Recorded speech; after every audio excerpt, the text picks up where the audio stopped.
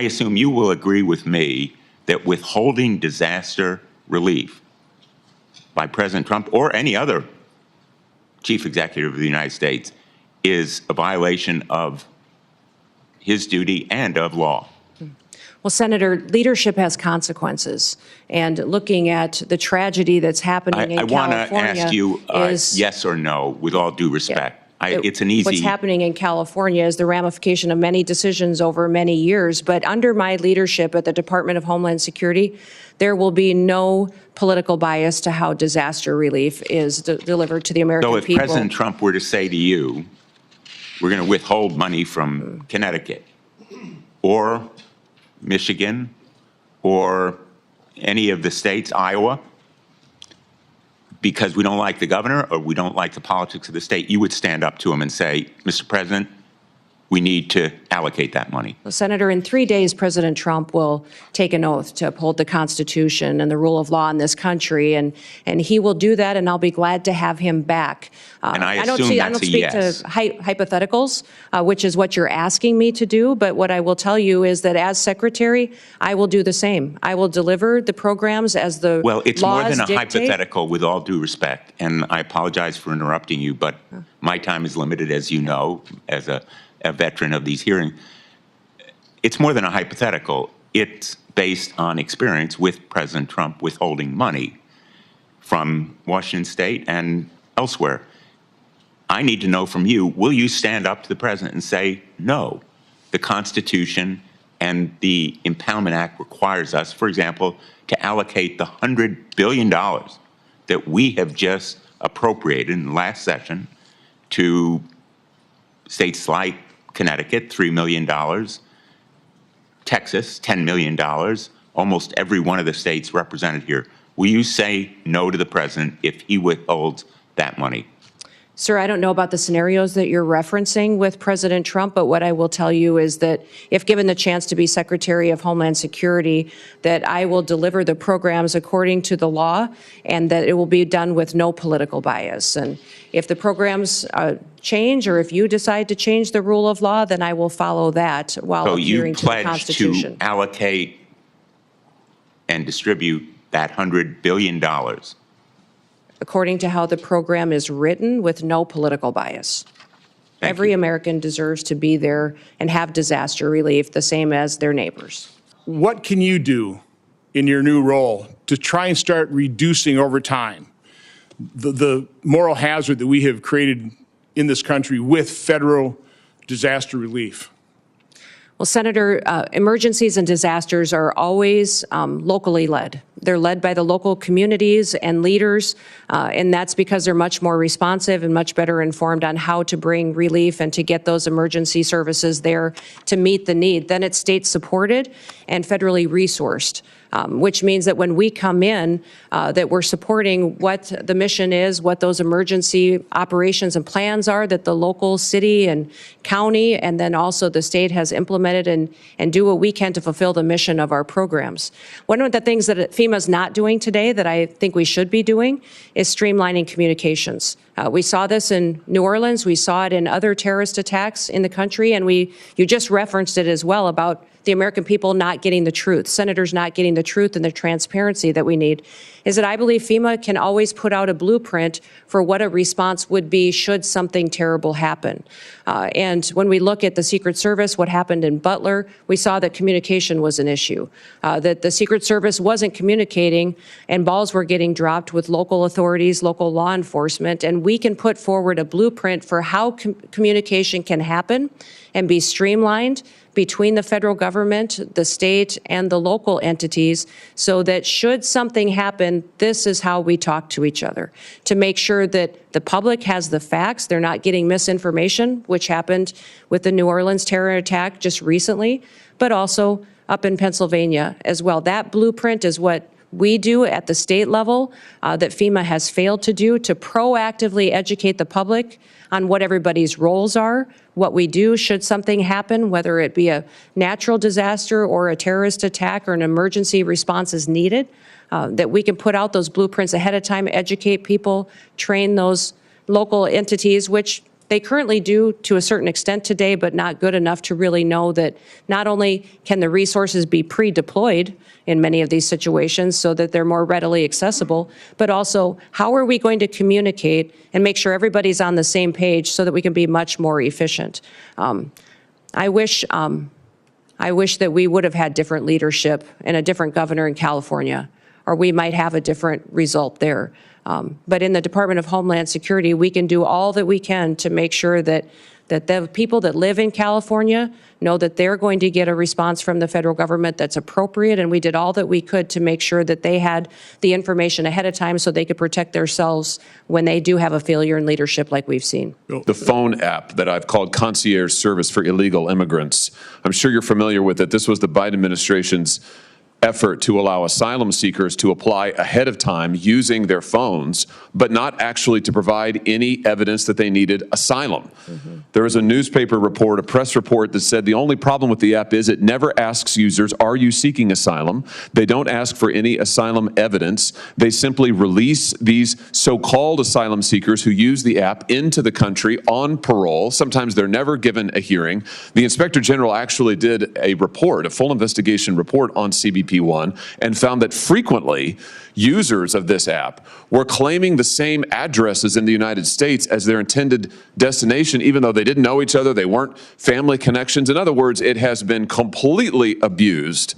And the idea that the federal government would pay for this kind of concierge service for illegals, I think is outrageous. Will you end the use of the CBP One app? Yes, Senator, if confirmed, and I have the opportunity to be secretary on day one, CBP One will be shut down. There's data and information in there that we will preserve so that we can ensure we know who's coming into this country and who's already here that we need to go find, but also we make sure that there's another program, CHNV, which I'm sure you're very familiar with, where our federal government actually paid to fly people into this country directly from other countries without any vetting or knowing who they are. So there's several of these programs that need to be eliminated, and we need to ensure that we're following legal immigration law. The present administration, soon to be gone, has granted mass parole in direct defiance of the law, not case-by-case evaluation. The CHNV program is one of those instances. Will you put a stop to this abuse of our parole law and our asylum system? Yes, we will go back to case-by-case evaluation of these parole cases and ensure that we have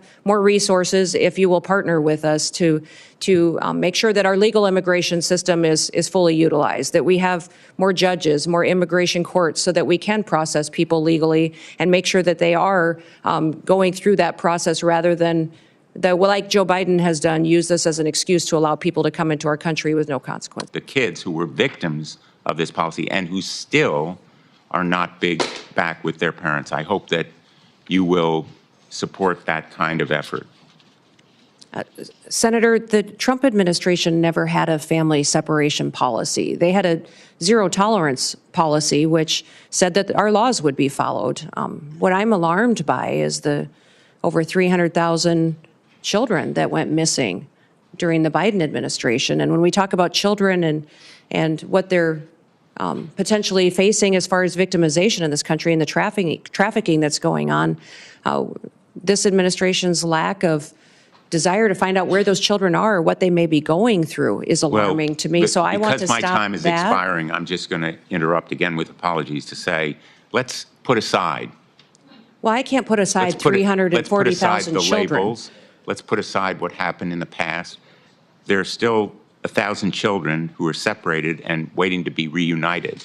I'd like your commitment that you're going to continue the effort to reunite them with their parents. Senator, keeping families together is critically important to me and to this country. I'm concerned about Laken Riley's family, that they no longer have her.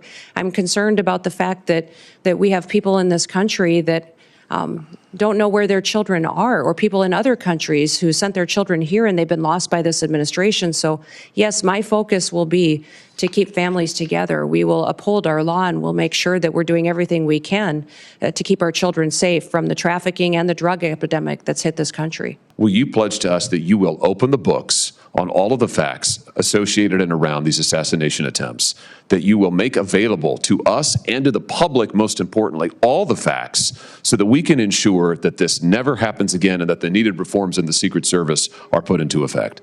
Yeah, Senator, if I am the Secretary of Homeland Security, I will certainly work with you to build transparency and make sure the facts are shared with you and your committee. I know that you've been very frustrated by the lack of transparency from the department, and I want to thank those of you that have worked on that report that was put together on these assassination attempts. I know it was a bipartisan report and investigation that this committee conducted, and I appreciate you focusing on that, and I will work with you to get the information so that you have the truth of really what happened there and the failures so they can be fixed. Is that people don't trust the federal government.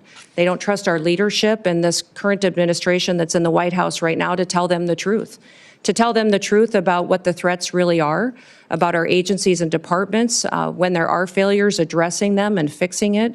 The Secret Service is one of those perfect examples. They need leadership that understands why that Secret Service was created and what it needs to do. There's two elements really that the Secret Service is tasked with, and that is protective detail and then also investigations. Yet we see investigators within the Secret Service out there investigating antiquities and other things that are off mission when they should be focused on making sure we're addressing national security events with the protocols that are necessary and protecting the individuals that they're charged with and getting that skill set and training that are necessary. That's been compromised by not having enough people there and being adequately staffed and resourced. But frankly, the leadership hasn't been honest about talking about it. We saw this with the drones over New Jersey as well, the federal government not answering the questions from the public. And when they finally got a straight answer out of President Trump, they felt reassured that somebody recognized that this was something they were questioning and that they deserved answers. My goal and my mission is to build trust. We will undertake a large job and a large duty that we have to fulfill, that the American people expect us to do by securing our border, to make sure that our nation is a nation with borders or we're no nation at all, and that we are making sure that those criminal actors that are perpetuating violence in our communities and in our cities and towns and states are removed from this country, that there's consequences for breaking the law in our country again. There has to be consequences because when Americans break the law, there's consequences. And why would we ever allow someone to come in from another country and not allow them and not have consequences or allow them to continue to go forward and to commit rape and murders and break other laws that endanger our society. So we've had over 13,000 murders that are loose in this country that have come over that border. We've had almost 16,000 rapists and sexual assault perpetuators that are loose in this country right now. 425,000 plus people have criminal convictions that are here illegally in this country that our current administration is doing nothing to round them up and get them out of our country. We will be doing that immediately, and that will be the priority. And that is one of the reasons that today the American people have lost their trust. President Trump will build it back and know that their federal government is accountable to them and is working to put America first again. The Secret Service is in need of dramatic reforms. They do have a protective detail element that is their priority, and also an investigation side. My understanding is that that investigation side is often used to train the protective detailed officers, but clearly they are not focusing on what their true duty is, and it needs to get back onto what they were created for, and that was the protective detail mission and emergency. I also want to ask you about domestic terrorism events. Unrelated to groups outside our borders, we've seen a rise in anti-Semitism in this country. It has spiked beyond any prediction. Yeah. And I want to know of your concern with anti-Semitist, racist events, Charlottesville, Buffalo, Pittsburgh. There's a shorthand for these violent terrorist acts against people in the United States. Yes, Senator, I'm very concerned about what we've seen in this country as far as anti-Semitic violence that has happened. In fact, last year during our legislative session, I brought legislation to more clearly define it so that we could fight it in our home state. And I'm hopeful I can work with you to continue to do what we can to make sure that we are addressing this rising threat and not facilitating it in this country.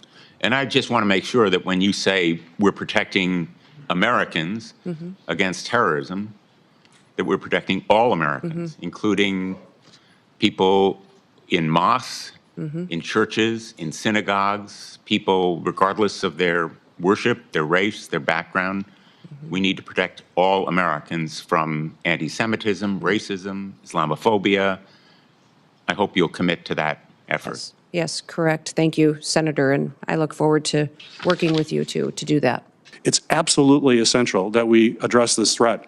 What we're seeing around the world and what we're seeing in daily activities should be a concern. I think this is just a matter of time. It's not if, it's when, and we need to be on the front end of that. And with that in mind, I want to remind folks that Congress just recently extended critical counter-UAS authority, counter-drone authority, only for a short-time basis for the 12th time. We only do these little tiny short-term extensions, and we aren't dealing with the problem comprehensively as we should. And those are going to expire on March 14th, a very short time from now. And so my question for you, Governor, is if confirmed as DH Secretary, will you commit to working with me and my colleagues to pass durable, long-term authorities that will protect this country from what is a real threat and it's just a matter of time? And I don't want to have a horrible incident occur and people wonder why we didn't take action beforehand. So please address that.